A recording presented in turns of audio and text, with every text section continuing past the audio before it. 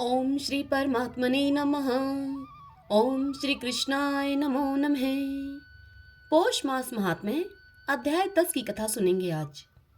दुर्वासा ऋषि कहने लगे, हे सुंदरी, अब से तीसरा मास पुरुषोत्तम मास आएगा।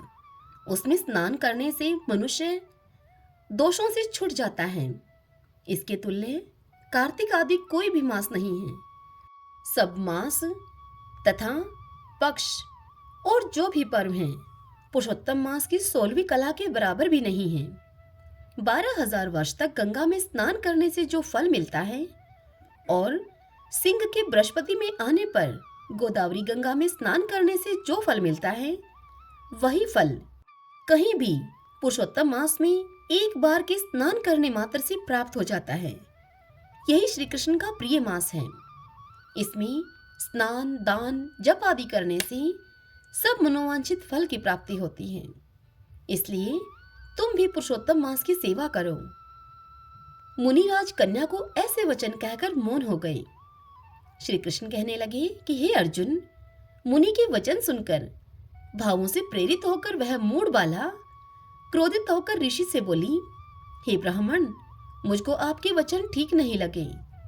माघ आदि मास किस प्रकार थोड़ा फल देने वाले हैं, कार्तिक मास को आप कैसे कम कहते हो? क्या सेवा किया हुआ बैशाख मास इच्छित फल नहीं देता? यह तो मलिन मास सब कर्मों में निंदित है। हे मुने, सूर्य संक्रांति से रहित मल मास को आप कैसे श्रेष्ठ कहते हैं? इस प्रकार क्रोध से कहे हुए ब्राह्मण की पुत्री के इन वचनों को सुनकर ऋषि का शरीर अब जलने लगा और ऋषि के नेत्र लाल हो गए।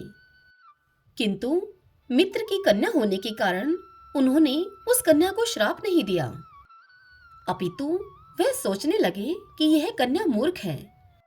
यह कन्या अपने हित और अनहित को नहीं जानती।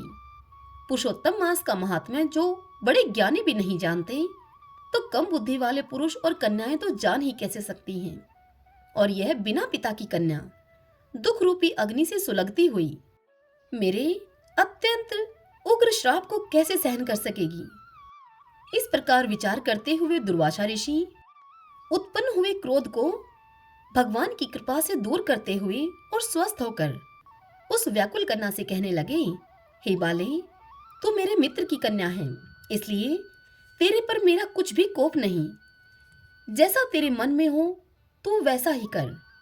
और भी जो कुछ होने वाला है सो सुन मुझसे। मैं कहता हूं तुझे, तूने जो पुरुषोत्तम मास का अनादर किया है, इसका फल इस जन्म या अगले जन्म में अवश्य होना है। क्योंकि तेरा पिता मेरा मित्र था, इसलिए तुझको श्राप नहीं देता हूं मैं। किंतु तू बालक है और अपने शुभ और अशुभ को नहीं जानती है। तेरा कल्याण हो, मैं तो नारायण की सेवा में जाता हूं। श्री कृष्ण जी अर्जुन से कहने लगे कि ऐसा कहकर वह महाक्रोधी तपस्वी मुनि झटपट वहां से चले गए और उसी क्षण वह कन्या पुरुषोत्तम के अनादर से कांतिहीन हो गई और अपने मन में विचार करने लगी कि तत्काल फल देने वाले पार्वती पति श्री शंकर भगवान जी, मैं उनकी आराधना करूंगी। इस प्रकार से ऐसा निश्चय करके वह कन्या अपने आश्रम में आई और महाकठिन तप करने की इच्छा करने लगी।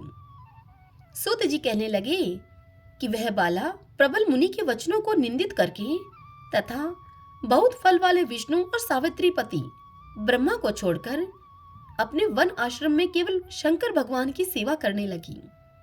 हरि ओम तत्सत। ओम श्री परमात्मने नमः। ओम नमो भगवते वासुदेवाय।